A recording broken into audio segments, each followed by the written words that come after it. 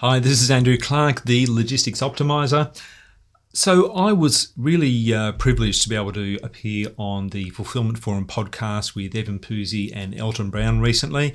Link in the description if you want to go and watch that whole series. But what I'm doing is I'm breaking that up and I'm presenting some highlights of that and some of my responses that I think are relevant to what I talk about on my YouTube channel here. So this little segment today is all about the picking and packing workflows. So I spoke about mobile workflows in general and the benefits of mobile over paper in the first one of these. And in this one, I'm diving into some specifics around how what you can do with that mobile workflow. Once you kind of go to a device, a rugged smartphone with a barcode scanner on it, then how exactly does that help you pick faster and more accurately? And how does that impact your packing process? So that's the detail, that's the topic for today. I hope you find it interesting. So, we sort of probably slid into our second question, which is automated picking and packing workflows. Is there any sort of other things you're seeing happening in that space within the warehouses in the ANZ market? Sure, there's a lot going on in picking and packing just within warehouse management systems.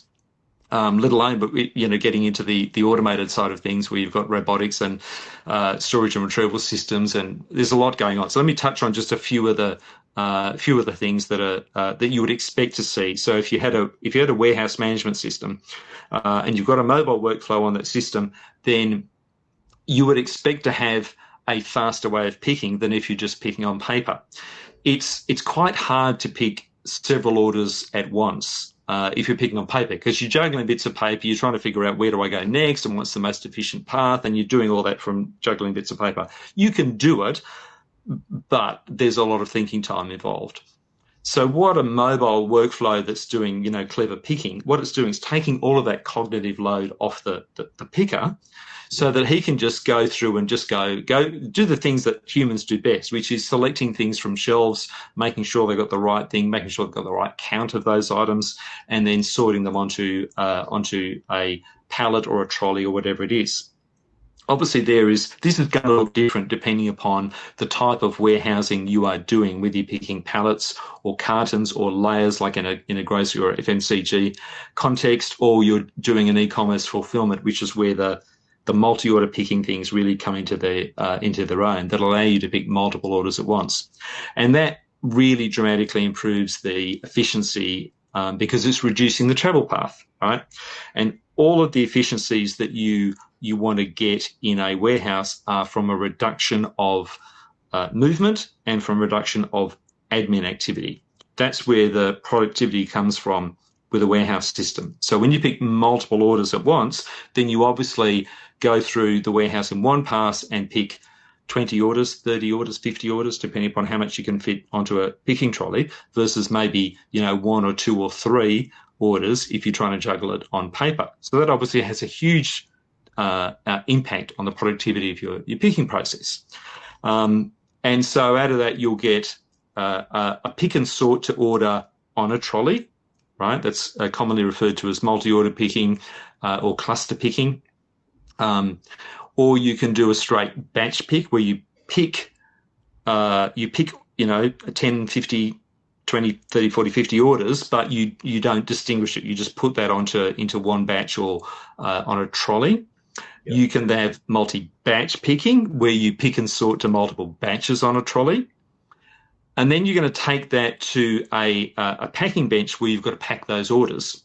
So if you've sorted to individual orders, no problem. One tub was going to go and be packed into one order. But where you've got batches or sub-batches, then you've got to sort those.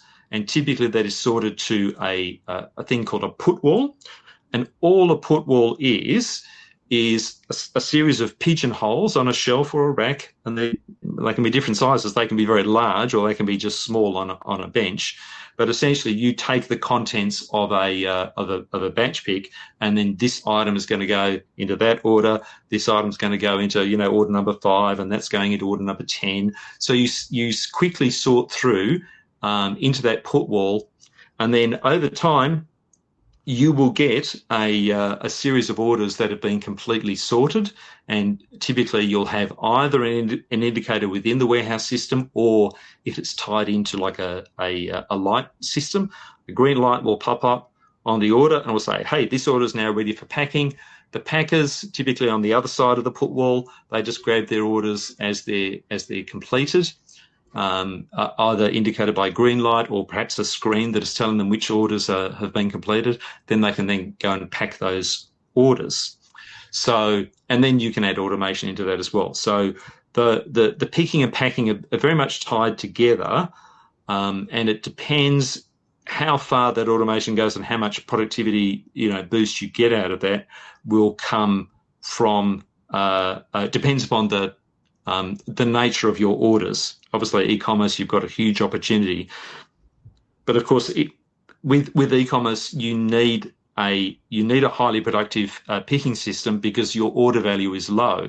If the productivity in a wholesale order where you've picked a 10 pallet order is not as good as it could be, the value of that order, the labour compared to the value of the order that you've picked and packed, is still relatively low. Yeah. Whereas you pick a $20 e-commerce order and it costs you $10 in labour, that is a big deal. It needs to be, $1, not $10. Because none of us want to pay more than what we have to, but we all want it delivered quickly, and we want it delivered sort of wherever we want it delivered to, right? So that volume of those orders is going up regularly. Yeah. And then just so that's sort of the physical productivity side of things in picking workflows. On the packing side, the big leap that you get with a warehouse management system is that on the packing side, you'll tie that into your freight management system, or a direct carrier integration, so that you can print shipping labels at the time of doing the packing. So again, that's another leap in productivity, because otherwise you've got a whole lot of packed orders, and you've got little indicators on them or pack slips or something spread around. Now you've got to go to your freight system. You've got to enter all of your freight details, confirm your weights and dimensions, because all of the carriers, they want individually dimensioned and weighed parcels now in order to do your freight. So that is a complicated problem. So by tying that into the warehouse management system, so the warehouse system is doing all of that communication with the carrier and then producing your shipping label. So at the time of doing the packing, you simply put the shipping label on the box. You can't get it wrong. You've got a one-to-one relationship between label versus, printing them in batch before or after you pick.